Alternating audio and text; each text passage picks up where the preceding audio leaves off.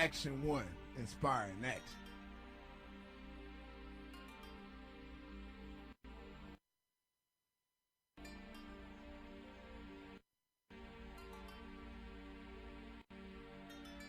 Look up because you never know what you will see. Hi, my name is Shen, and I'm the host of SG2 on Space, the only weekly space show here in Houston, with Action One Media Group support every Thursday night. So, my goal here is to educate the public in terms of space science, space flight, physics, astronomy, etc. You know, all that cool jazz, and occasionally about aliens as well. So STEAM education, science, technology, engineering, arts, since that's part of the creative aspect, and mathematics is very important to me. And I feel like Action One Media's goal is aligned with mine. So together, we hope to encourage the knowledge and especially the passion and interest in outer space in our Houston community. Tune in to SG2 on Space on Thursdays at 8 p.m. U.S. Central Time. Look up because you never know what you will see.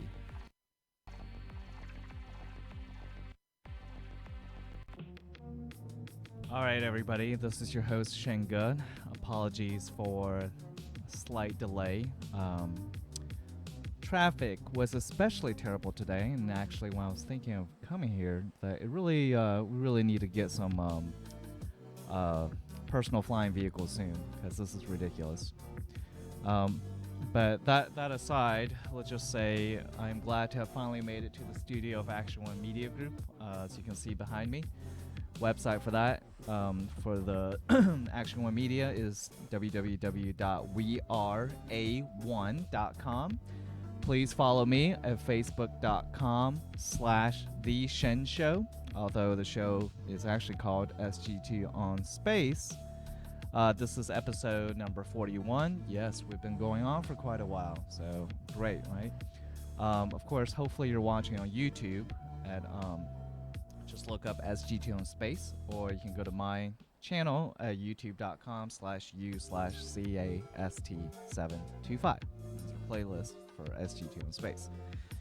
So, with that all said, without further ado, let's just say that today I am actually going to be interviewing a very smart lady and a dear friend of mine, Neha Satak, who I actually went to school with back when we were both in grad school at Texas A&M University. So she's always had a very entrepreneurial spirit. And of course, I let her talk a little bit more, but let me just give a quick intro from what I understand.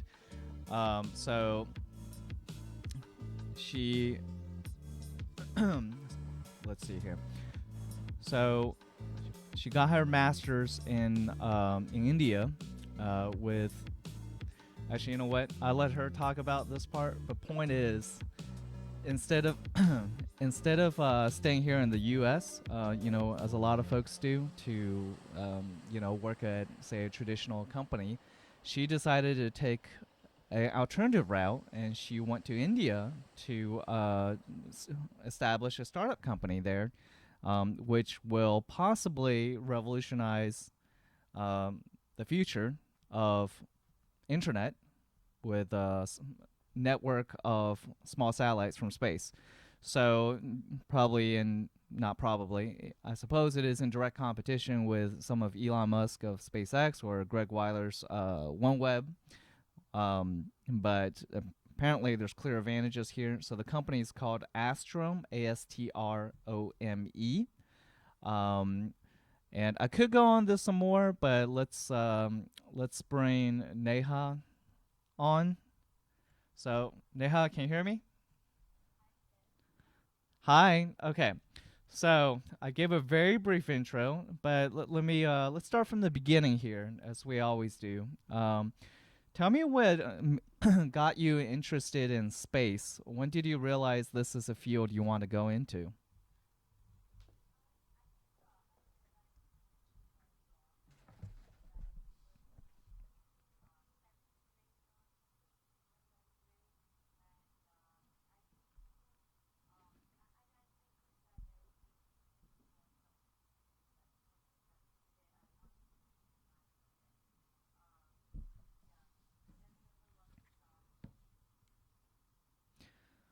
So you said you looked at the stars when you were a child. Every child does that. Hello. Yes. Can you hear me? Yes, yes. I said so you knew since you were in seventh grade. Yes. Wow. Okay. So what about the entrepreneurship part? When did you think, hey, I want to start my own venture? I think during PhD at Texas A&M, I guess all of us, including you, we all did a little experiment and we started this company, ECAPS LLC, and also the space company. That kind of was my first taste of entrepreneurship. And even though I was doing entrepreneurship along with my PhD, it kind of, made me realize that this is something that I really wanted to do. And that's where the dream started. And after I finished my PhD, I went for a postdoc at University of Florida in collaboration with Air Force Research Lab, and I did realize for myself that I didn't want to be in research only. I wanted to do technology. I love technology, but I wanted to have my own company. Build something that is doing something substantial that I believe in. Right. No, I completely understand. Okay. So you had the inspiration for space first, and then later, when you were a PhD student, you realized you also had an interest in entrepreneurship. Now let's take a step back. So I understand you did your bachelor's and your master's in India. Can you perhaps tell us a little bit about your education back there, and I think and what kind of work did you do during that time frame? Yes. My background is a mix of electronics and communication engineering, which is what I did for my bachelor's. Mm-hmm. Um, and during that time, I think robotics was really popular. So most of the work I did was in robotics. And then I went for master's at Indian Institute of Science. That's in Bangalore. Mm-hmm. There, that was the first time I actually got into aerospace.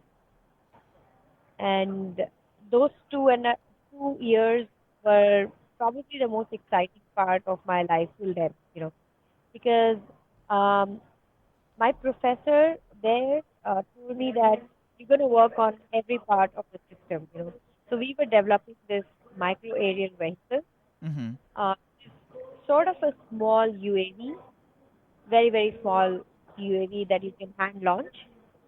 For And it was just for so much everybody's fun to reference. learn so many new things and make it with my own hands. Okay. Um, I wish there was a picture here, but I suppose I put it up later. Oh, well, there's a picture of you. So I don't know if you can see the show, but there's a picture of you. So you made a unmanned aerial vehicle out of I guess out of balsa wood. Yes, actually, we tried a couple of materials and like foam, balsa wood, and also carbon fibers. But the MAV, which was really successful, was made out of the balsa wood. Yes, Understood. What was the purpose of this UAV? yes. So these kind of small UAVs at that time, the kind of applications that were envisioned for them were, for example, you can put a camera inside the MAV Mm-hmm. and you can hand launch it. Let's say you're at a remote location and you want to survey an area. Mm-hmm. You can really hand launch this. You can carry it in your backpack and hand launch it to do the surveillance and come back. When you say So hand, when you say hand launch, you mean I can just throw this with my hand and it will fly up in the exact, air, and it will. exact, Wow, that's exact. quite impressive. Yep. Um, so after that, did you came here to the U.S. And you studied at Texas A&M University? This part I know. What kind of research did you do here? Yeah. So I think master's was all about aerospace, and PhD, I wanted to learn more of the space, part. So I did a number of research. I dealt with a number of research topics during my PhD. But ultimately, my thesis was on something called behavior learning in game theory. So we were, we basically modeled in my thesis a way for continuous time, agents. So, for example, a robot or a UAV or any kind of autonomous agent, Mm-hmm. study the behavior of the other agent and kind of decide their own optimal actions. It's based on their understanding of the other person's behavior. This is something you and I do every day when we go to location or when we are walking in a crowded area. Mm-hmm. We try to judge, try to gauge what's happening, with the other people around, and we react accordingly.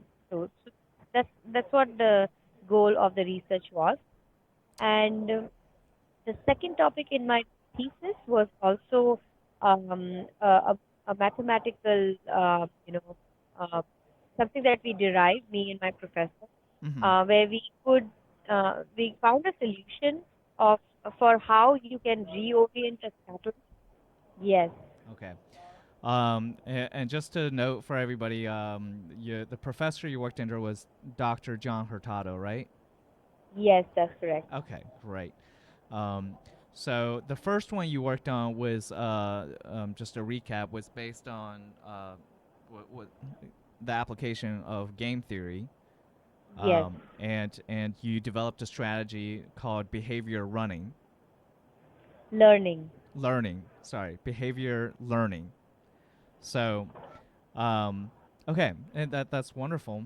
Um, All right. So obviously, everyone, if you want to read her thesis, which I'm sure is very mathematically complicated, you can look it up. Um, so let's see here. Then after that, you did your postdoc, um, and what was your work there? Yes. So there, the main topic that we were working on was uh, something called GPS-less navigation. Mm-hmm. How can UAVs, I mean, any kind of autonomous agents Mm-hmm. uh, locate themselves when GPS is not available to them, and those are the kind of concepts that we were working on. Mm-hmm. Um, so it was quite interesting.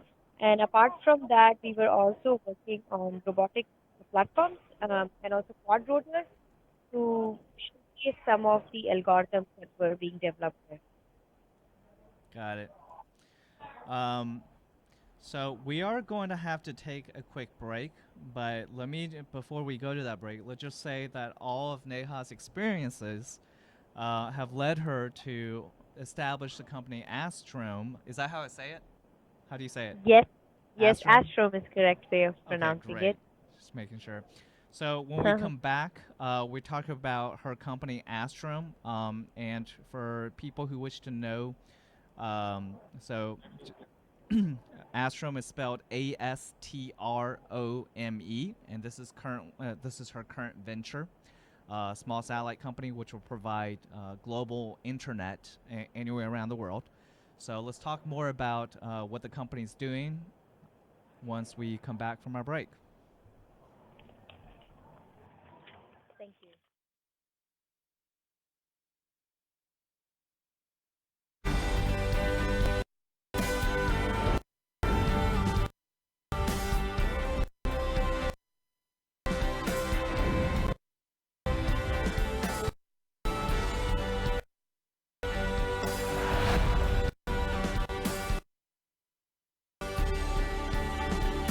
Put your money where your community is. Get in the action. Action 1. Independent thinkers working together. Inspiring action in media. Get in the action. Inspire today. Join us by being a sponsor at weareA1.com.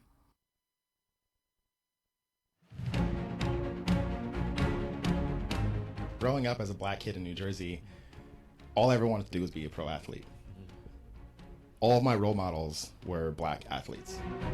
And every time I would stare out the window and look at the sky and wonder what I'd be in the future, it always had to do with me catching some crazy football and scoring a touchdown. When it came to the point that I was told that I would not be able to play on an organized sports team for the rest of my life, it was something that I really didn't even know how to stomach in the moment. And I remember walking out of my cardiologist's office and hopes and aspirations that I had were going to go out of the window.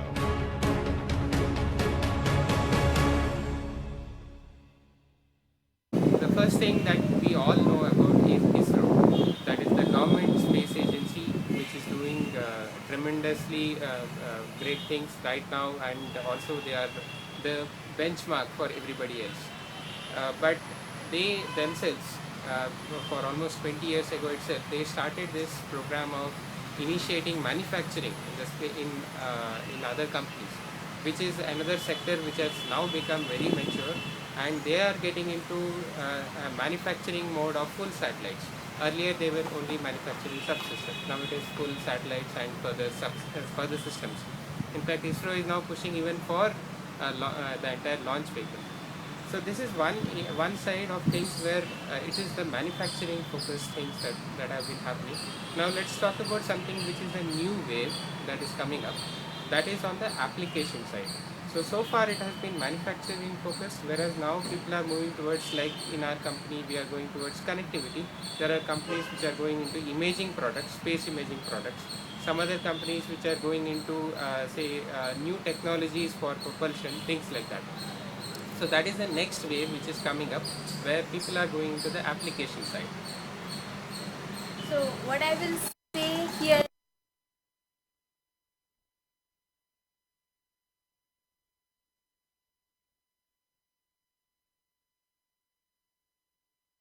Action. Put your money where your community is.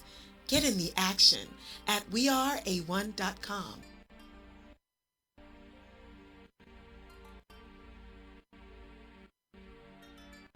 Look up because you never know what you will see.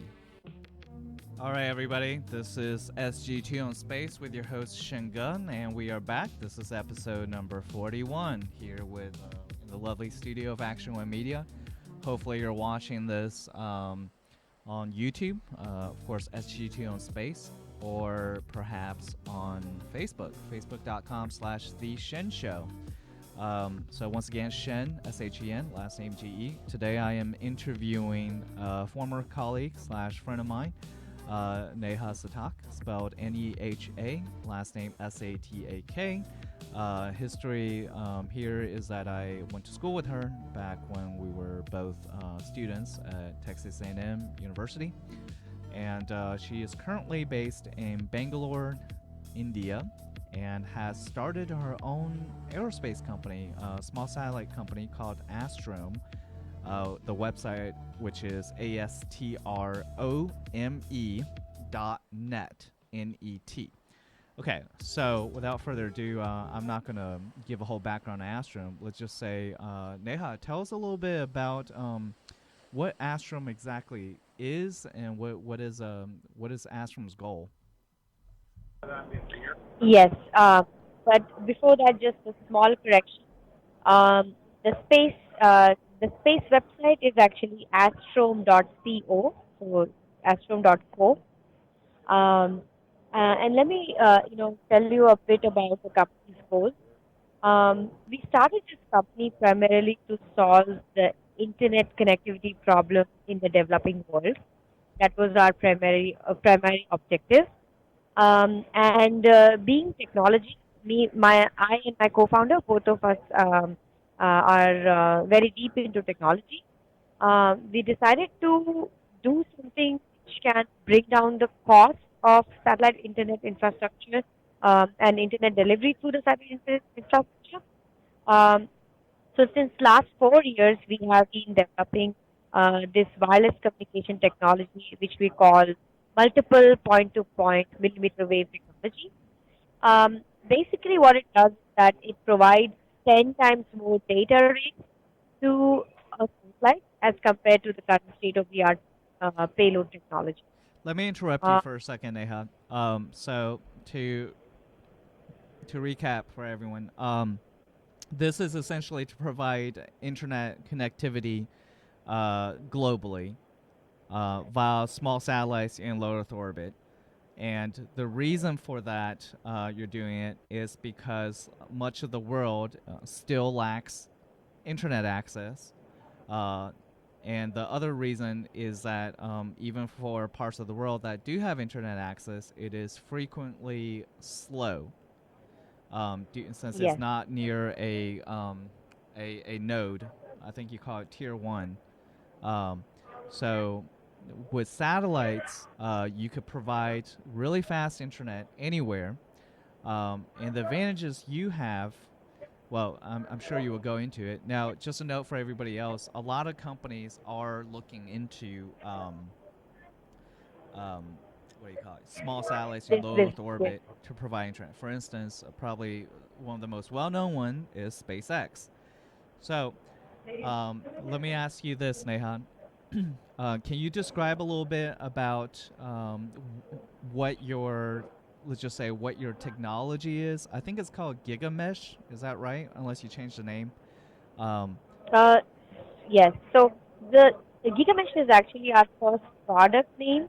But just to talk a bit about the technology, our technology works in frequencies higher than the normal satellite technology. So most of the satellites that are going up right now are in Ku and Ka band, transmitting in these frequency bands. And we have gone much higher than Ka band, and we have innovated both in hardware and software, um, such that we can actually, in a 300 kg class satellite, Mhm. we can add 180 Gbps data throughput. So, just to give you a comparison point, any of the Ku and Ka satellites will have more than, let's say, 20 Gbps and 30 Gbps kind of capacity. So we've really scaled up the kind of capacity you can get from a satellite using our technology. Okay, I see. Um, so what is your current status right now? Are you do you have satellites up? What is your where are you at in terms of technology development, and what is your company currently doing? Yes. So in fact, the technology development has gone well for us in the last 4 years. We've tested the technology on ground, and we are actually coming out with our first product, and that product is called GigaMesh. The GigaMesh product is basically a wireless radio which telecom operators can use Mm-hmm. to basically build their last mile backhaul solution for their residents. So this is a product based on our same technology that goes into our satellite, but it's the first product that is getting launched. And in terms of satellites in space, our first satellite is going to go up early next year, and we will test technology from space. So these are the major two, goals that we have in the next 6 to 8 months. Okay. Um, so I think I know a little bit about that. That is, I actually, you might as well clear this up. I'm a little confused because I thought your website was astrom.net, but you're saying it's actually astrom.io. No, no, no, no. I said Astrome.co. So let me explain a bit about the website. So Astrome.co is what talks about the satellite product, and Astrome.net is the website about the GigaMesh product. So, but of course, these two websites are related. If you're on one website, you can easily go to the other one. Okay, I see, I see. Okay, Astrom.net is the Gigamesh project, and Astrom.co is actually your main website. Exactly. And then there You is got another website that is Astrom.io, which is it. Okay. apparently is Spacewave blockchain. Um, So yeah, so maybe let's not confuse the listeners about the third website. But yes, we do have a fundraise activity that is going on, and for that particular fundraise activity, Astrome.io is the website. Okay. Let's so I think you gave a general outline of what the technology is and your other product Gigamish. Let's talk about the space wave that you're currently doing, the Astrome.io website. I understand you started a entity in France as well. Um, and you're currently in the process of raising money to build your initial satellites. So can you now when I go look at this website though, I see something called Space Wave Blockchain. Can you explain what that is and how you're looking for investment here? Sure. So this investment is particularly sought only from accredited investors. I just wanted to say that upfront so that there is no confusion. However, so early on this year, we realized that, or rather, this was our thought process all along, that we need to raise the capital to build the. What we want to do is we want to build a constellation of 198 satellites, Mm-hmm. and that constellation, as you can imagine, will cost a substantial amount of money.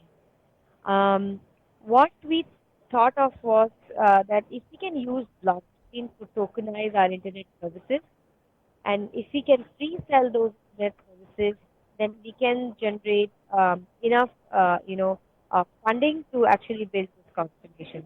So that's where the idea started, and we are currently doing a token sale for our internet capacity, which accredited investors can buy, and they can then redeem them for internet in the future, or sell it to somebody else who wants to redeem it for internet. Okay. So I understand that this you can purchase these space wave tokens right now.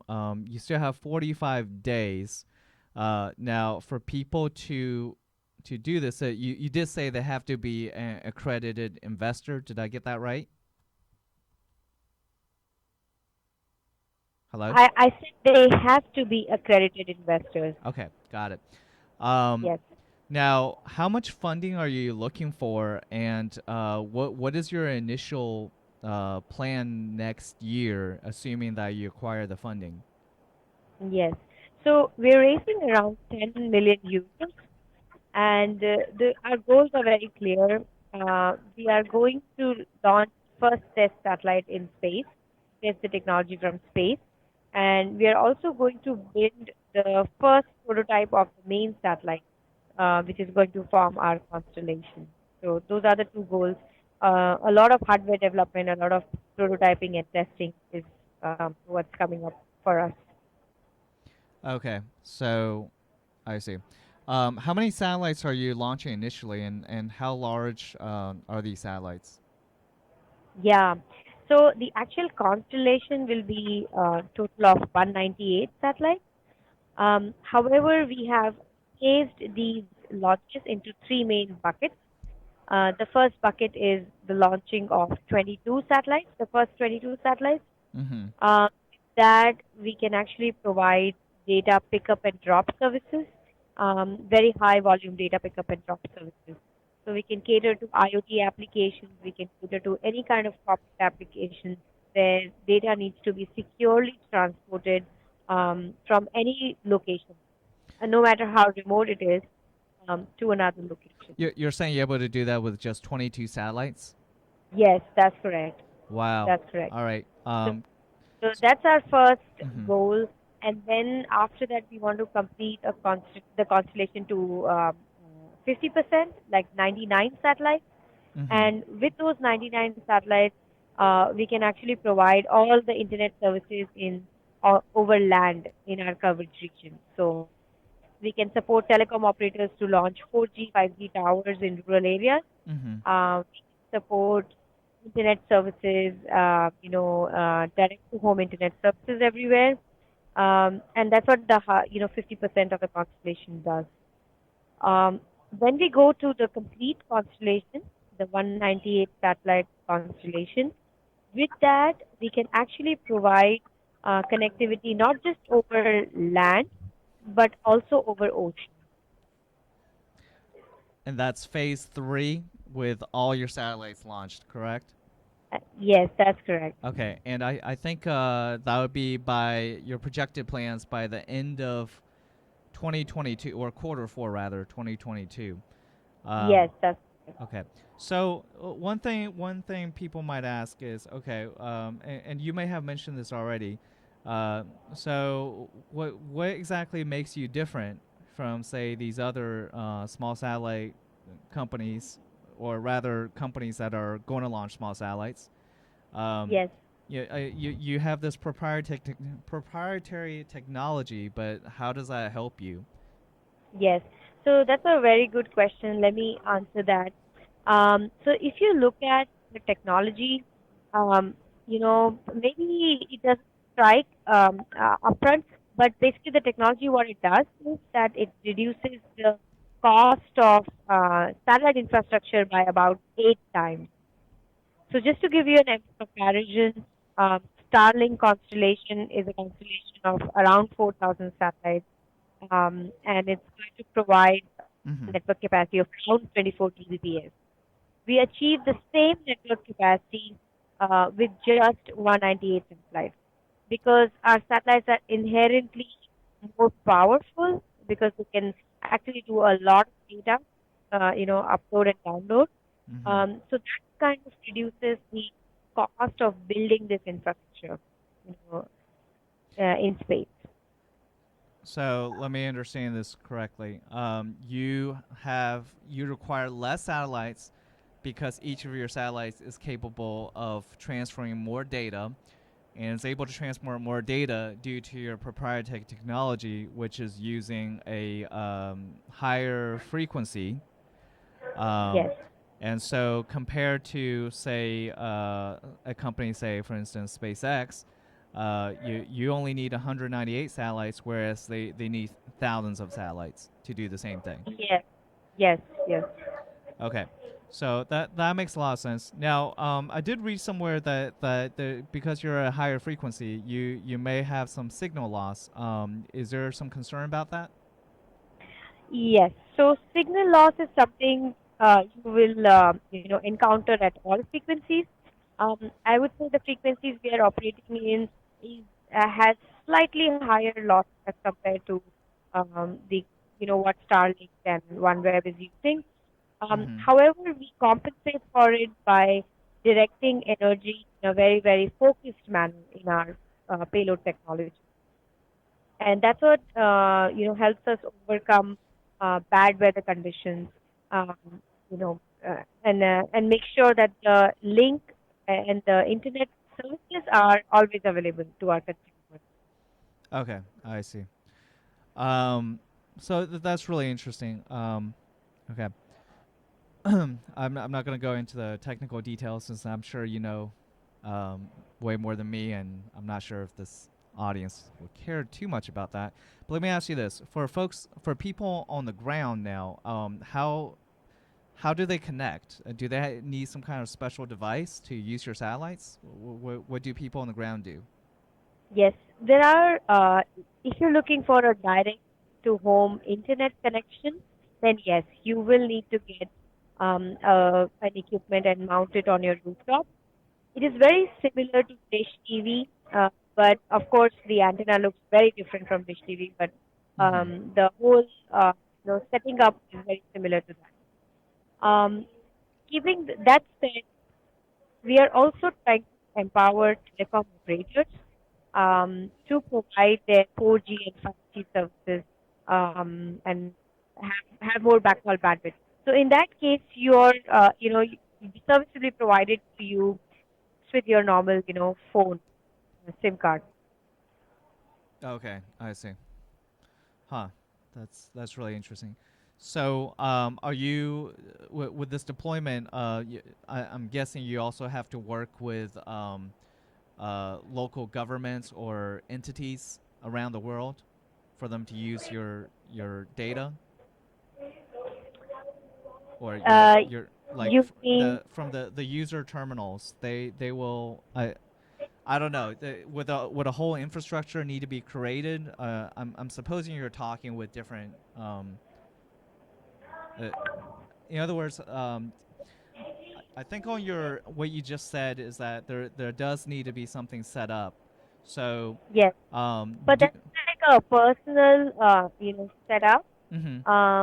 Yes, you're right that every country in which we provide our services, we have to work closely with that government to obtain licenses Mm-hmm. to provide services in those countries. Yes. Yeah, okay, I see.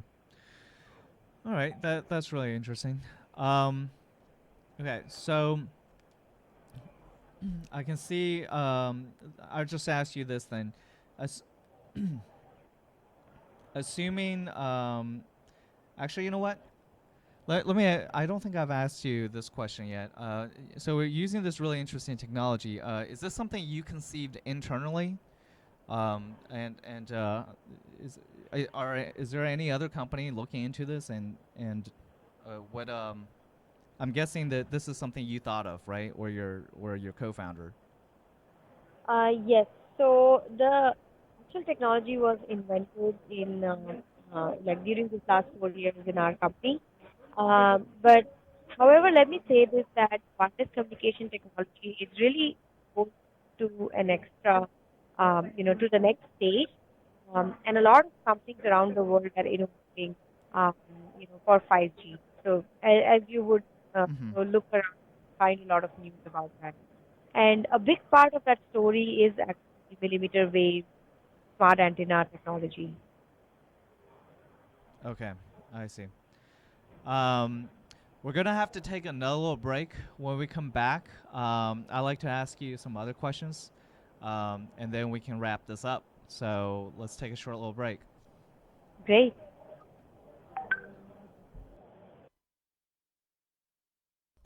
Man, you still here? Go on and subscribe.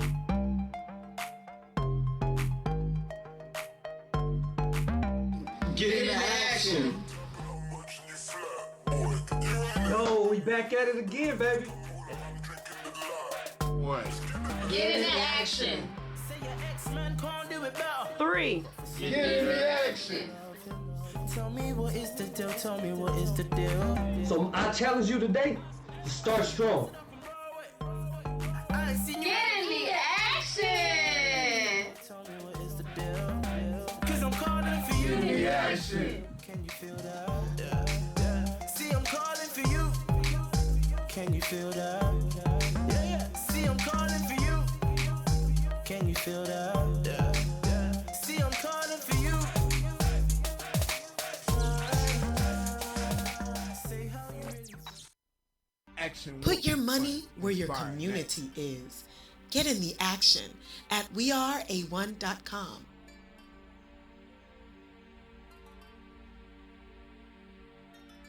Look up because you never know what you will see. Hi, my name is Shen, and I'm the host of SG2 on Space, the only weekly space show here in Houston, with Action One Media Group support every Thursday night.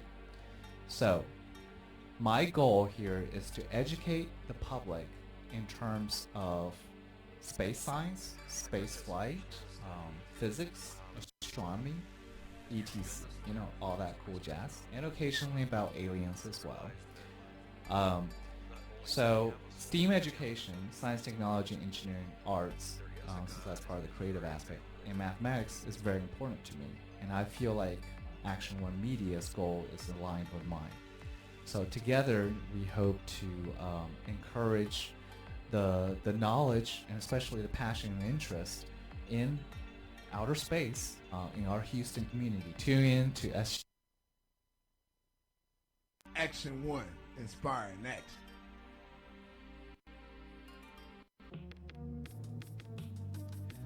All right, everybody.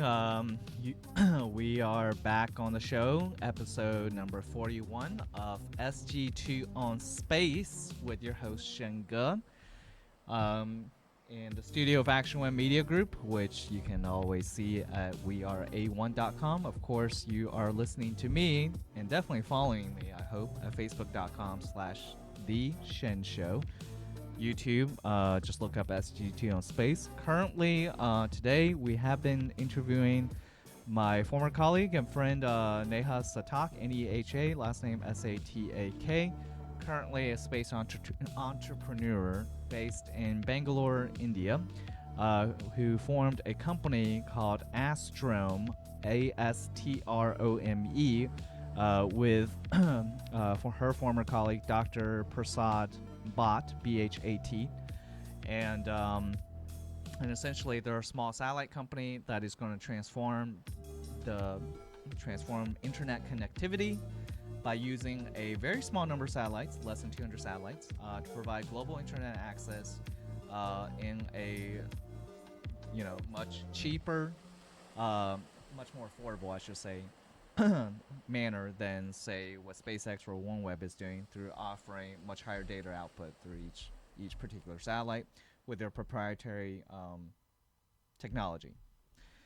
All right. That said, I understand we've been talking a lot about Astrome. Let's talk about some, I suppose, your what you see from a global perspective. So obviously, you're highly involved in the space startup world. So I imagine you have some foresight into the future. Where do you think, in terms of the space field, and maybe the world at large, how the space, is affecting us? Where do you see the world shifting in the next, say, 5 or 10 years? I think one of the biggest shifts that I would like, and I see it happening, is that space infrastructure will no longer be something that is out of bounds for a lot of people, in their mind. It will be something very tangible, which um, a lot of people will do more. Today, I think a lot of the world doesn't believe that doing satellites or launching satellites is something that is doable by anybody and everybody. That's something that I see change in the next 10 years very prominently. Um, and I think in the next 10 years, there will also be a way to do much more than satellites. Of course, these small waves have been created many times. For example, asteroid mining, space tourism. But for that, for those activities to take some substantial shape, I think more needs to be done and more will be done in the next 10 years, so that those activities also become more realistic. Okay, so you're saying that endeavors such as space tourism and asteroid mining, those will become more realistic? Yes, that's what I think. Okay. And then I think satellite industry would become really a business that many people can do, in the next 10 years. Right. It won't be something that is. How many do you know how many satellites are in low Earth orbit right now? I think I don't have an exact number, but I think it's more than 6,000, I believe. Okay, I've read something about how the number of satellites are going to be at least 5 or 10 times that in the next decade. So Wow. I'm not surprised. You'll probably be one of them. So you mentioned space tourism and astro mining and all that. So let's look further into the future here. Where do you see us doing that? Maybe not in the next 10 years, but maybe 20 years or something. And also, I noticed that there's a lot of interest. This is something I mentioned on the show repeatedly, of going to the moon. In the U.S., China, India, and Europe all want to go to the moon. Do you think do you think humans will be on the moon in your lifetime in the next 10 years? And do you feel like maybe that's something which I don't know if Astrom would do, or maybe you personally? Yes, I think so. I think so. We would become more of a spacefaring society, I believe, and that change. How long it will take, it is hard to say. Um, and that's the reason why I think that we need some time to see. Will it take 10 years? Will it take 20 years? I'm not too sure. But yes, that's something that will happen. I think it's inevitable, and I'm looking forward to that. Okay, makes sense. Only have time for a few, maybe two more questions. So let me say this. You and I have both worked on a shift here on space education things. Do you are you still planning to inspire and educate the current or future students? And is that something you want to do right now or in the future? Well, I would say, running the company in India, we get a lot of interns who come to work for us, and they are primarily motivated by, what we do, which is related to space. And I would say instead of inspiring them, they end up inspiring me because of the passion they bring in. So I really like working with young people who bring in a lot of passion and who do not create boundaries of what they can do and what they cannot do, which I really like. Wow. Yeah. When you're younger, you think you can do anything, right? So, I suppose that must have been how your professor felt. So, any case, so that's great. Let me just ask you one last question. Do you want to go into space yourself one day? Absolutely. There's no doubt about that. So you still want to be an astronaut? Great. Glad you still have that dream. Um, Yeah. Okay, so I think we are pretty much out of time. So I definitely appreciate you being on the show, Neha. And I know You, you're about to Shen. board a plane, correct? Back to India, right? So, Yes. yes. Okay, great. Caught you at a good time then. Otherwise, there'll be a huge time difference. So safe flight, and if there's any updates, just let me know. So I'm sure I inform everyone who listens to this show. So once again, I appreciate you being here. Thank you. Thank you, Shen. Okay. And yeah, to check out our website, everybody who's listening. Okay. And the website is So, astrom.co. yeah. All right, .co. All right, there's so many Astroms. Astrom.co. Okay, so with that, so SG2 on space here, episode number 41, with your host Shen Ge. Please follow me, facebook.com/The Shen Show. And I'm just going to throw this out there, patreon.com/SG2. Please feel free to support. I will update that soon with new awards, so take a look at it. Also, plug for myself. I'm holding the event. If you're based here in Houston or plan to come here next Friday, that would be wonderful. August 16th. August 16th, 6 to 8 p.m. I am doing space poetry and wine at a local bookstore called Kaboom Books. And that if you go on the Facebook page, facebook.com/The Shen Show, you will see the event. So free wine and book opening, right? So it's me, since I write poetry as well. So there's going to be some space poetry. So guys, come listen and buy a book or two. So with that, thank you, everyone. And before I leave, remember, don't forget to look up, because you never know what you will see. Peace out. Put your money where your community is. Get in the action at weareA1.com.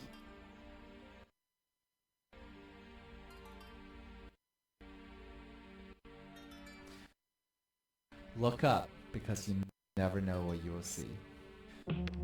Peace, brother Atom Ryan. You tuned in the Action One Network.